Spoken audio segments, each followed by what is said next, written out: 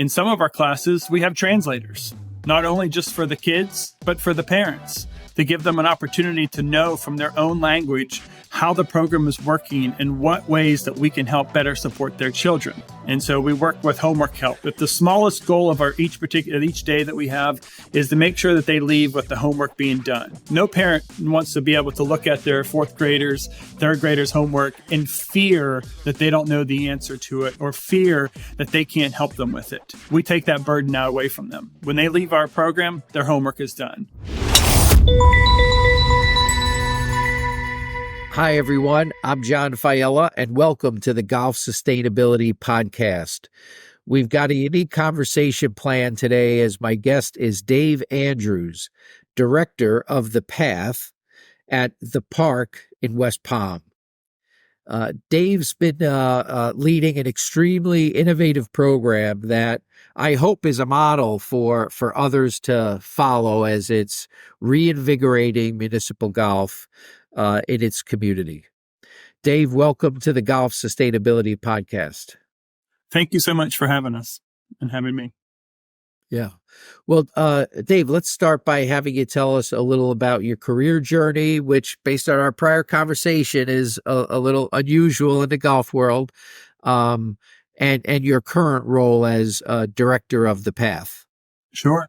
So I'm born and raised in Western Pennsylvania in a very small rural town. I learned firsthand the importance of customer service and treating people the right way. We had a cabin and canoe business in a state park in Western Pennsylvania. My career started after my master's degree. I started working in the nonprofit sector. I started working for the YMCA in Philadelphia, which later became Jacksonville, which later became New York City, and which later became Atlanta. And I got to see firsthand the good work that the YMCA and other nonprofits are doing to serve those that are most disconnected, to build programs that speak to the community in ways that I couldn't even comprehend, and build boards and fundraise and figure out ways to impact the community the best way possible. It was always my dream, since I started playing golf, which I was late to the game, to figure out a way to do this in golf. And there was an opportunity that arose probably a couple years ago when I was in another job search that really sparked my interest. The uniqueness of this particular role is that it is doing something completely different than anything else. It's an opportunity to build a community program that's at a golf course. And if you ask me, this is the perfect balance of what I believe my passion and my purpose is. Helping and serving others and kids, and taking those kids that are proverbial off the path in life and moving them back on and giving them hope and inspiration. And so my career journey also included some higher education experience, curriculum development, and teaching in the classroom as well. So finding an opportunity here to be working at the park and having an educational classroom and building opportunities for kids is a perfect fit. Yeah, it sure is. And I'm really looking forward to having our listeners learn about many of the innovative things you're doing at the Path. Because as you describe it, it's a community center that happens to be at a golf course as opposed to an expanded junior golf program. But before we get into that, for our listeners that are not familiar with this whole concept of the park, the overall development, can you give us an overview of the Park West Palm and the overall vision for the project? Sure. So in 2020, in the years of COVID, I would say this particular piece of property is owned by the city of West Palm. They were submitting an RFP for a number of different entities that could do something with this piece of property. We're sitting on about 220 acres. This used to be a city municipality and a municipal golf course that had since closed in 2017 after it got run down. And there was a number of different RFPs that were submitted that would provide an opportunity for the golf course to be revitalized, but perhaps maybe at a 9-hole level with some condominiums and some other housing that might be present on this piece of property. The mayor of the city, still currently today, Mayor Keith James, wasn't really excited about those opportunities and wasn't sure if any of those opportunities could indeed get the funding required to be able to make the project possible. Here comes Seth Waugh.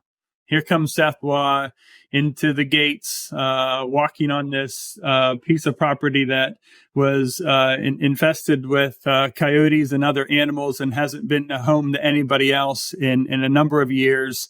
And him looking around going, we need to do something with this. And this is not Seth Waugh as the CEO of the PGA of America, but the Seth Waugh who lived in Palm Beach Gardens and said, what can we do for this city of West Palm and make sure that's an opportunity that we can really change lives? Fast forward several conversations. The mayor offered an RFP to a group, and we raised $55 million in about 3.5 months. Mostly pledges, but started collecting on that. And then we soon won the process to be able to start the course revitalization. Gil Hands is the course designer, and he offered his services pro bono to be able to change the course. There wasn't a single blade of grass that was saved. There wasn't a single building that was saved. The routing was changed. The concept was changed. And we had hired a general manager and a director of agronomy to help keep the course going. The general manager was actually second. The director of agronomy was first. And 2 years after that, which was a year ago yesterday, that we had opened our doors to the public. We are a public golf course with a community feel. That is completely different like anything else you've ever seen in your life, in my personal opinion. But the project started prior to good part of last summer and last fall when the senior team was hired and brought in, and we got to create everything from the ground up. All of our mission, core values, our vision, our strategy, how do we want to be perceived, what's going to happen at the park. And also included in that was development of the path. And that's the program that I run that I'm sure I'll tell you about here shortly. But that gives you kind of the high level, I suppose, of the park and how it came to be and where it's at today. Yeah. So the overall facility, there's the community center that the path runs in. There's the 18-hole course. You've also got, I believe, a putting course that's kind of modeled after the Himalayas at St. Andrews. And is there a par 3 also?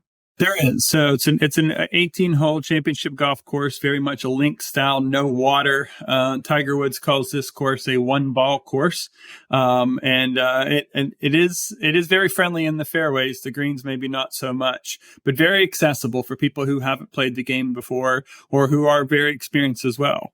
We have a lit par 3 course. It's 9 holes underneath the lights, as well as a top tracer driving range and a putting course that resembles the Himalayas, or this will do it at Pinehurst. All under lights. We have music playing all day long. We have a different vibe at the park. You'll see it during the day with the golfers here to the people that come at night from the community that'll play barefoot, bring their dog, hang out, have picnics, have movies, whatever it may be. We're really set up to be different.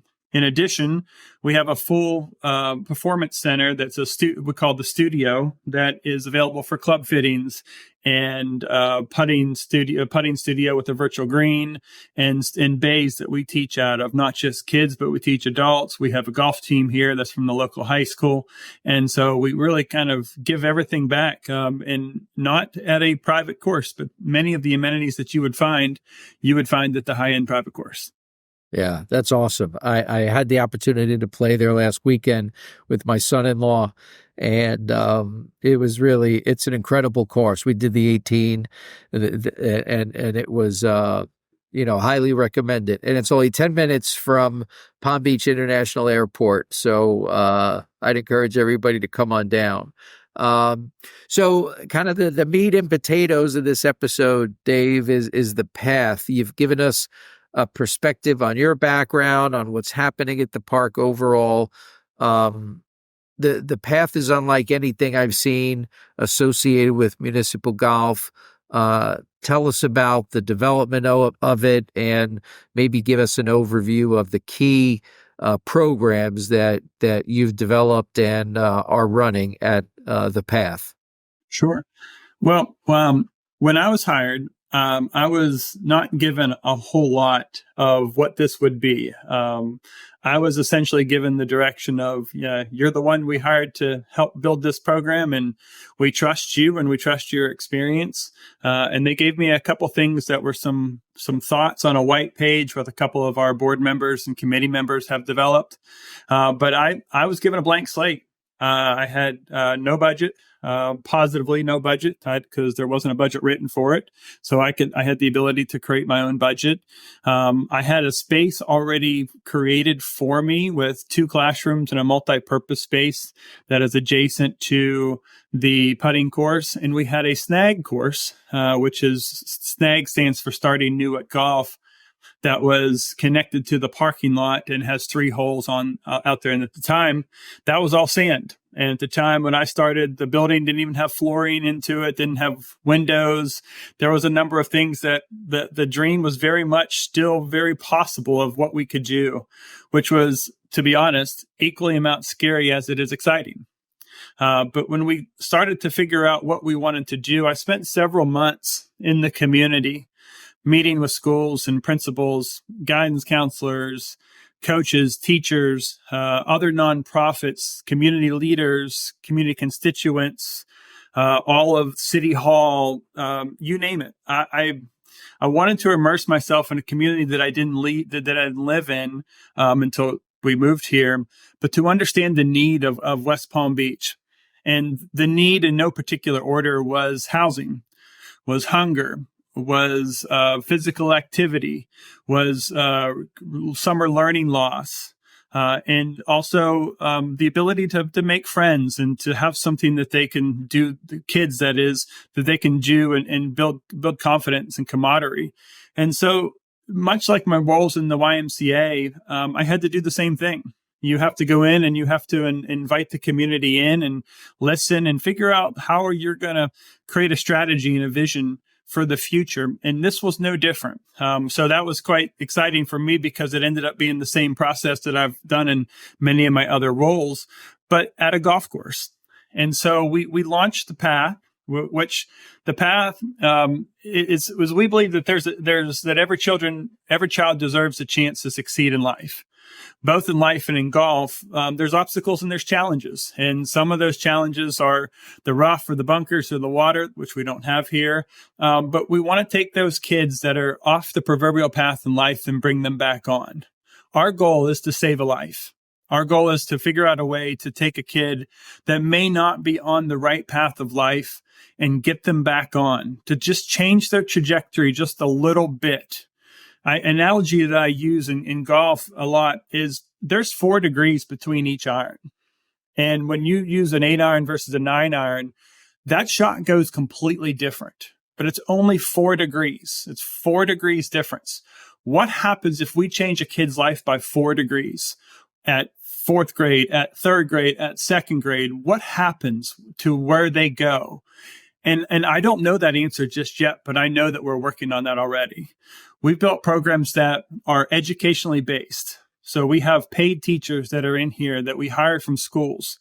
We partner with Title I's kids in schools only on a referral-based system that we work with principals and guidance counselors to find the kids that are struggling, the kids that don't have the financial means to be a part of a tutoring program or a STEM program or an art program, that they can come here to the park and we can give that all to them for free.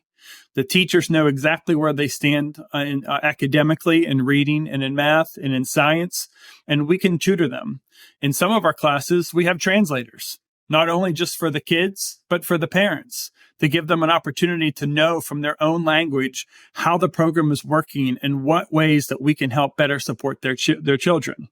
So we have 4 days a week. We have 2 hours a day with each of these kids, and it's split 50% of the time with the teacher. And so we work with homework help. If the smallest goal of each day that we have is to make sure that they leave with the homework being done. No parent wants to be able to look at their fourth graders, third graders' homework and fear that they don't know the answer to it or fear that they can't help them with it. We take that burden now away from them. When they leave our program, their homework is done.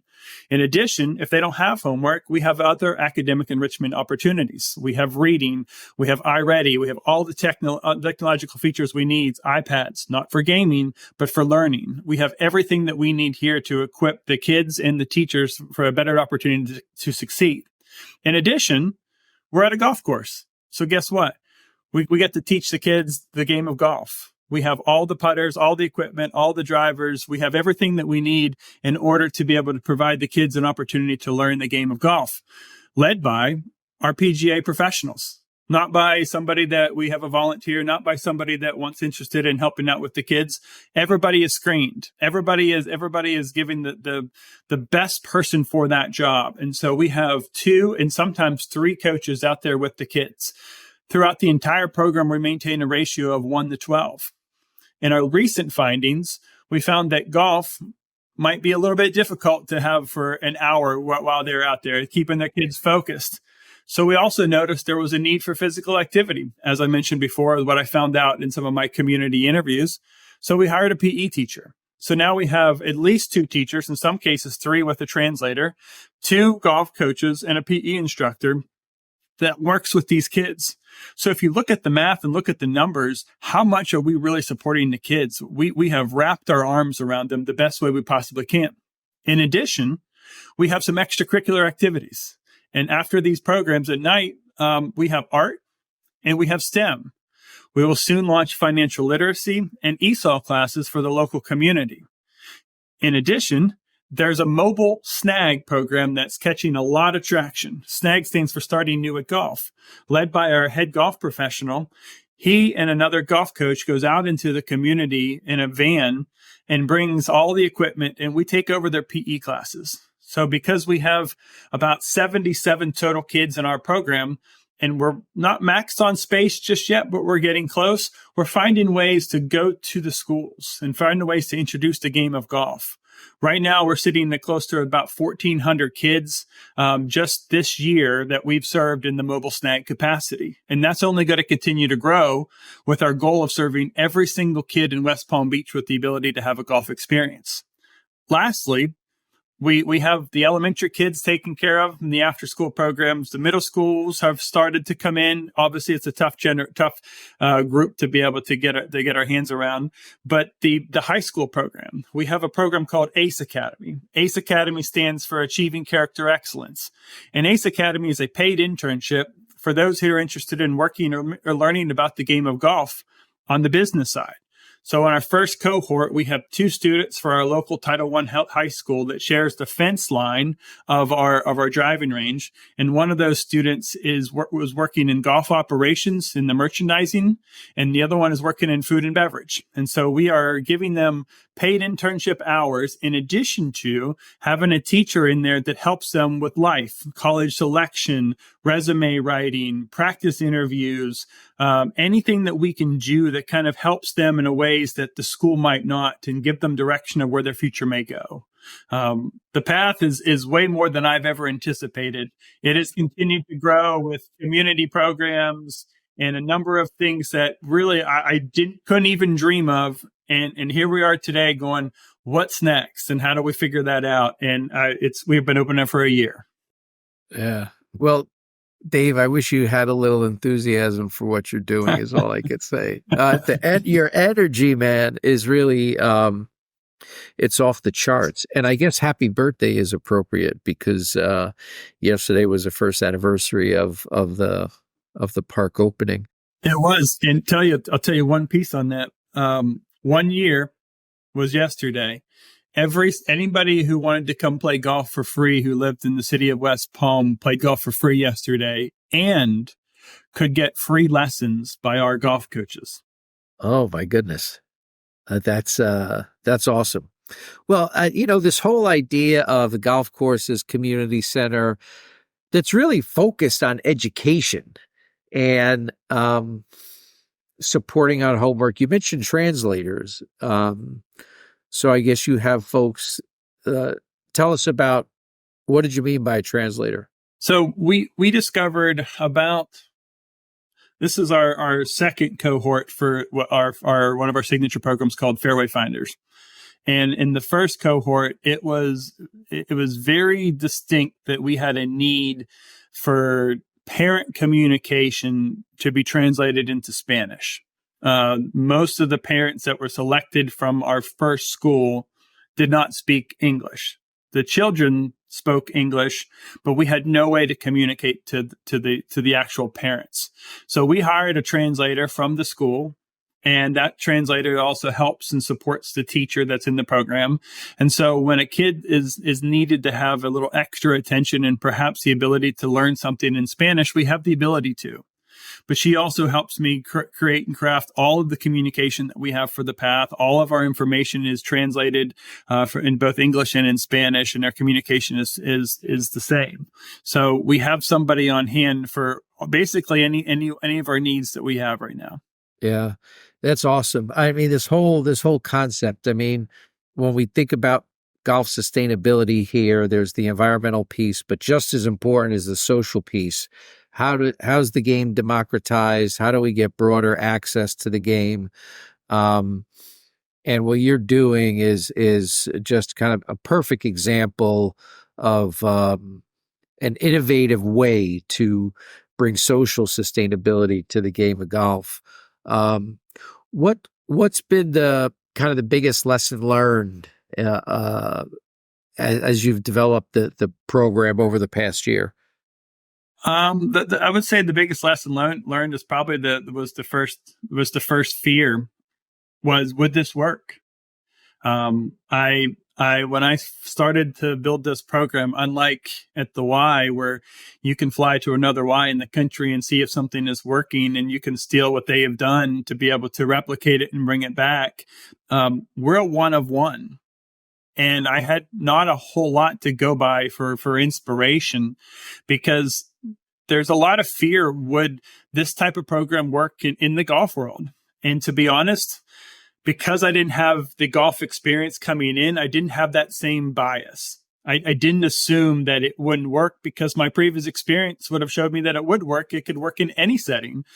But there was a part of me too on day one of last year, standing on the putting green, hoping that kids who said they were going to be there, the principal said they were going to get them here, that they were going to come. And would it be successful? And I think when we first started to define our metrics last year of what would success look like, success to me was 2 to 3 families that we are doing everything on our power to pour into them and help support them and help change their lives. We're over 50 families and 70 some kids. We're in 1 year. I would have never thought that. I would have never thought that was the case. So I think that fear of like, could this work, was very strong in a spot of, wow, it actually did. And people have built trust in a program that doesn't look like, smell like, or even feel like golf, but it has golf a part of it. Sure. What's been your biggest challenge in developing this program? I think there's, when you develop a program that's free, you would think that the masses would be wanting to come in. And in growing this program, we're at 3 elementary schools, soon to be 4, 1 middle and 1 high school. The biggest challenge is really getting into the schools and believe that you don't want anything in return. The amount of schools that I have connected to perhaps involve them in the path in some way or form that goes unanswered or doesn't have the interest, it is shocking to me. But I believe it. I see it. I'm a part of it. So like, there's a part of me like, well, like you're lost. But that is a surprise to me, because because I think there's some schools that might feel that, like, what do they want back from me? This can't be free. There's a catch to it. And there's not. And we really genuinely care about the upbringing of the kids in the community. And we believe that we have the vehicle for success, but I'm at a golf course. So, like, why? And so that's been the biggest challenge, I believe, in developing the program. Yeah, interesting. As people are listening to this episode and they're saying, wow, it would be really interesting to have something like the path and our tied into our municipal golf course, what advice or what suggestions would you have for someone who is interested in developing a program like the path at their municipal course to more actively engage with their community? I get asked this question a good bit. I also get asked if there's a template involved or available for this, and there's not. It's all between my ears. Start small. Don't think big picture. Don't come to the park and see everything that we have built here outside of the program and think that's what you have to do to have an impact in the community. I'm probably sitting in maybe less than 15 or 1600 square feet. You can find that at a church, a school, another nonprofit, a building, a tent, wherever you want to have it. Start small. Do something that is going to change the kids' lives. Do something fun. Introduce the game of golf.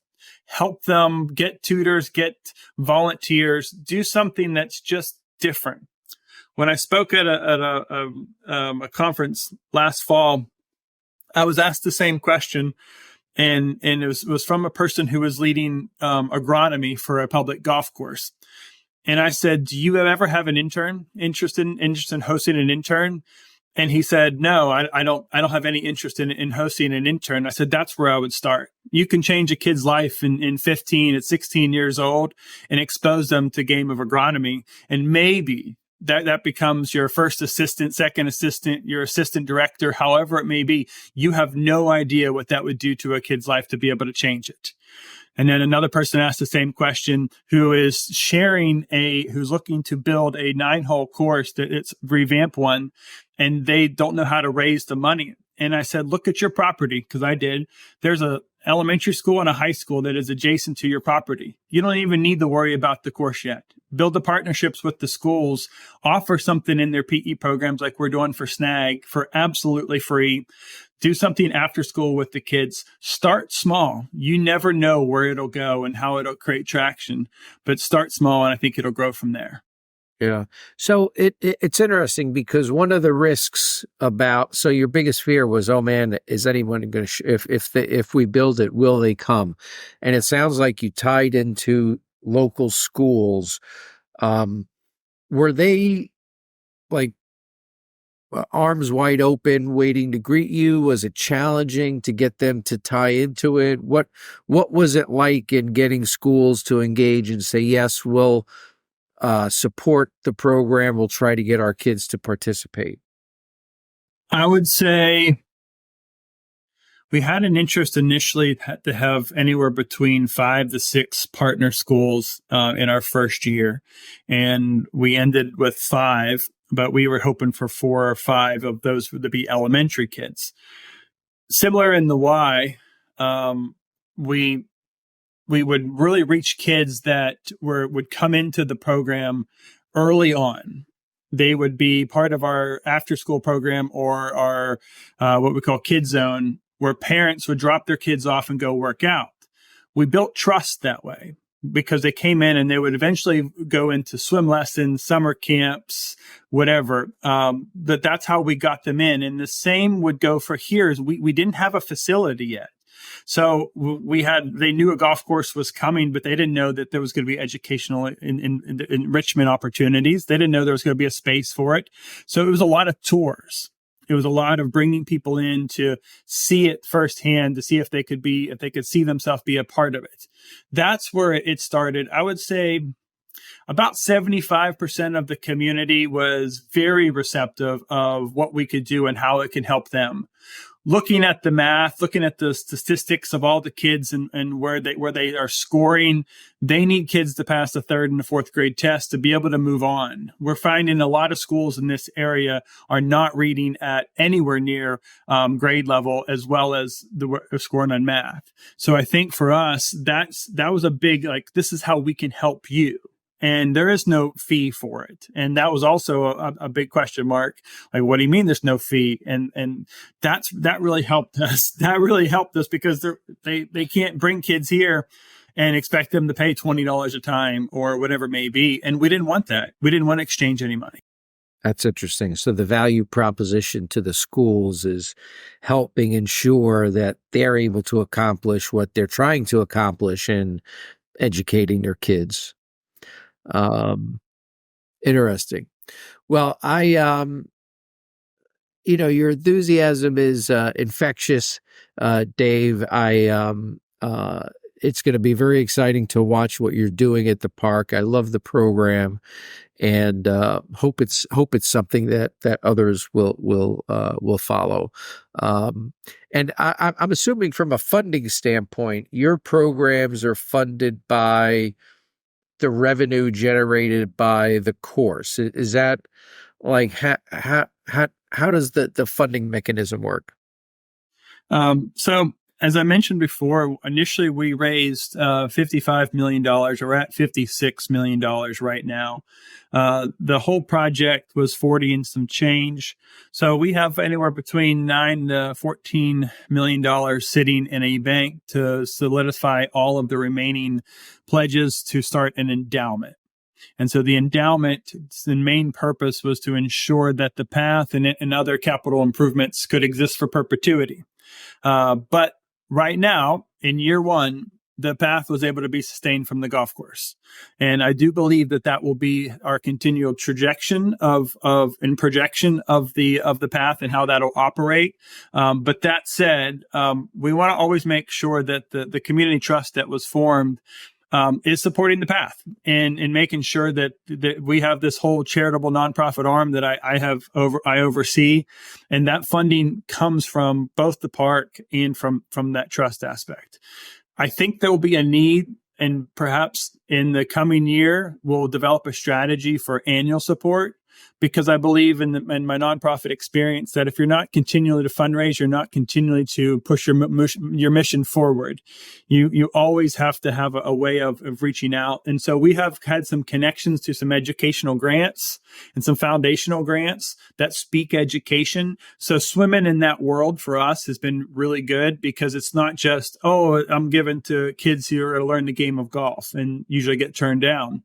No, we're changing lives. And we have our first metric that is available to be shared from year one, from the beginning year to mid-year. And then we'll have a metric be able to be shared at the end to really show the kids in our program and how they're progressing academically. So now we have proof. We have funding. We have proof that the program works. We have the qualitative. I've met a new friend. I have everything that I need in the program and real life stories of us changing lives.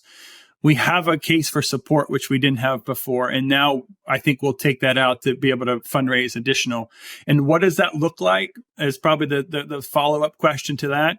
I think that looks like we have the ability to have satellite campuses and take the path and move it into another school and really serve as much of West Palm Beach as we possibly can. We actually had 2 visits in the past 2 weeks of looking at possible satellite campuses. And I would have never dreamed of. Heck, I thought 4 was going to be a great number of families to serve. And before year one, we were already talking about what does it look like for satellite campuses. I don't know where the future lies, but I could tell you that it's pretty nice to find the fairway on your first shot. Yeah. Oh, finding the fairway on your first shot. Oh my goodness. I understand that. But it's, look, I think you've tapped into an obvious need, right? There's this need in the community. So you're not a concept in search of a problem. I mean, you've developed something that's really answering a need in the community. And it's a need that I suspect exists in many communities. which is why I'm so grateful and appreciate your willingness to give us such interesting detail on what you're doing at the park. Thank you. Dave, I like to focus the last segment of our episodes on getting to know our guests better. So, kind of on a personal level, I've got some things I'd like you to comment on. And you're clearly a very driven person, right? So there's no question about your motivation and your intensity. But I am curious, what fuels that? What drives you? As cliche as it may sound, it's helping others. I'm an Enneagram 2. And for those who don't know and follow Enneagram 2 is the helper. I'm the guy that pulls off on the side of the road to help people with their tire, to put the spare on.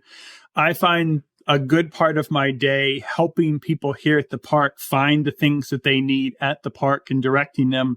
And I don't even work in golf. I work at a golf course, but I enjoy helping others so much that I love that. So that's what drives me.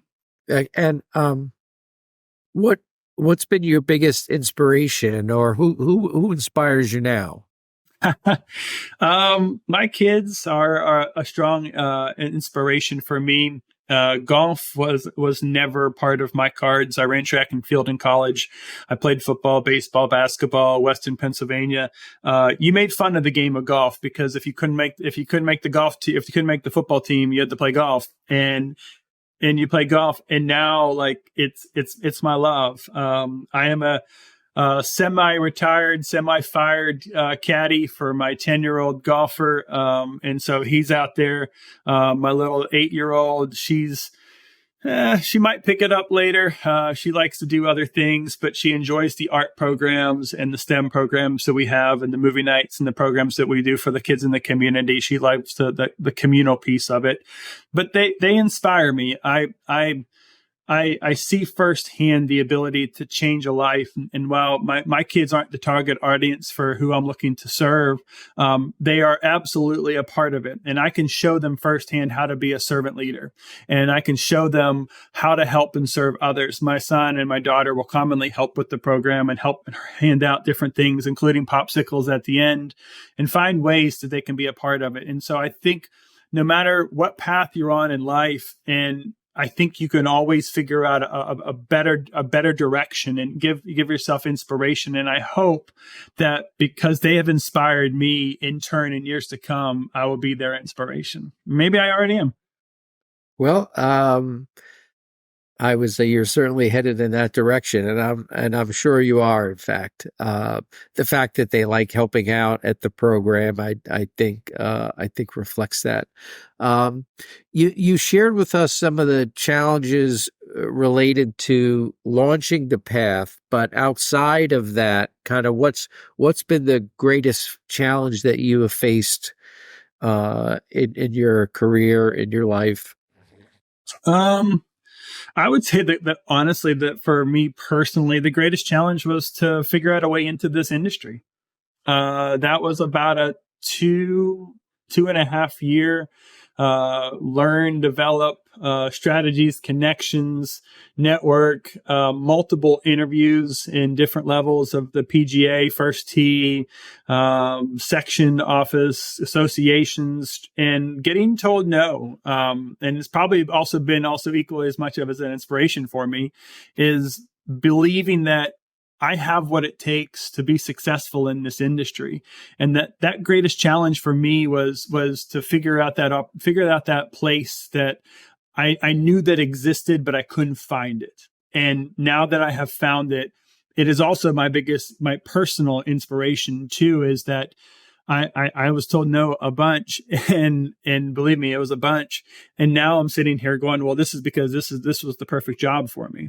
And so that was probably the greatest challenge I think I felt personally, is to figure out a way into this industry, having no golf experience. Yeah, well, you've certainly tackled that challenge successfully, and that boy, 2.5 years, that's persistence. So good on you for that. So you're obviously have a lot more left in your career, and you're doing great work currently. What what would you like your legacy to be, um, and what would you like to leave behind for future generations? I I would like. I think on my tombstone, or you've always said, can you write, what is it called? Your when your speech with somebody when somebody dies. I can't think of it off the top of my head. Your eulogy, yeah, Your yeah, eulogy. Can you write your right, right. eulogy? If would you believe it? I think if you could write your eulogy, would you believe it? And I think that would be a very much led by, he cared, he listened, he did everything in his power to change the next generation, to help grow them, to inspire them, to give them hope. I think no matter what, I think my kids will be my number one, but I hope others see it, that I did everything in my power and put others first, and I enjoyed it. I had fun. I made the most of it. But the generation that I'm leaving behind is better because I've had an intersection of their life. And I know that that's possible here. I know there's a lot of kids that in 4 or 5 years, I hope they come back to the path and go, wow, I never knew what this was until it is now. And I can't wait for that. I can't wait till that first person comes back and knocks on our door and their life is completely different. And I can just give them a high five and a hug and say, man, welcome back. That is fantastic. It's quite an inspiring vision, and man, there's no question that you're on your way to creating that legacy for yourself. The path is such a wonderful example of kind of the power of the social side of sustainability in golf, and you're doing great work that's really important. And thank you very much for being with us today to share what's going on at the park and your personal story, Dave Andrews. Hey, thank you so much for having me. And to our listeners, thanks for joining us on this episode of the Golf Sustainability Podcast. I think you can see why I'm so excited about what's going on at the path, and why I think this can really serve as an example and as a model for others to emulate, either in its entirety or parts of it. If you like this episode of the podcast, please give us a thumbs up on your favorite podcast player. Send the link to the episode to your friends and colleagues, and join us on future episodes. Thanks very much for being a part of the golf sustainability community, and have a great day.